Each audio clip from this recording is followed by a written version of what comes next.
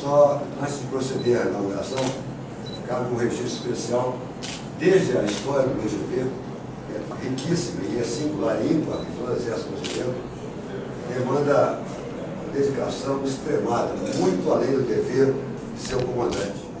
Naturalmente, isso priva do apoio familiar, não do apoio familiar, da assistência à família, priva desse convívio. E a demanda aqui, profissional, é muito grande. E a consequência imediata, o principal prejudicado é a família.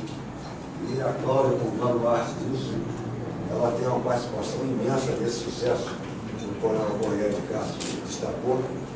E nosso cerimonial militar, sabiamente, ele reserva essa possibilidade de a família ou a esposa participar ou mesmo receber ao entrar. Outro motivo também, que provavelmente só ela vai achar ele bonito, né? Nada melhor e mais justo, por favor. Se quiser ficar acompanhado dos filhos, fique à vontade.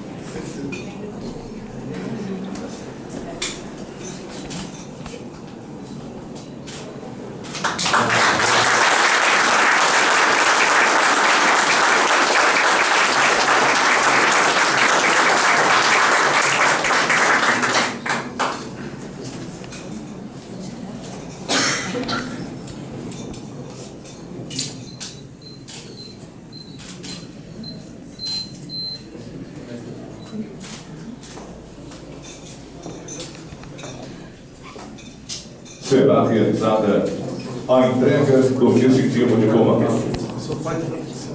O distintivo de comando é concedido aos oficiais que exerceram a contento a função de comandante, chefe ou diretor de organização militar, considerando que a função de comando é uma das mais nobres missões atribuídas ao oficial do Exército.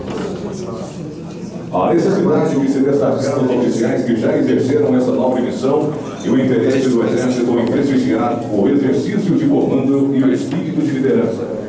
O distintivo de comando é constituído pelo escudo peninsular, que simboliza o valor militar, pela espada de ouro, que representa o comando na força terrestre em todos os seus níveis, e pelo elmo de ouro, que evoca a atividade bélica em suas origens. O comandante militar Dom Lanaldo fará a entrega do distintivo de comando.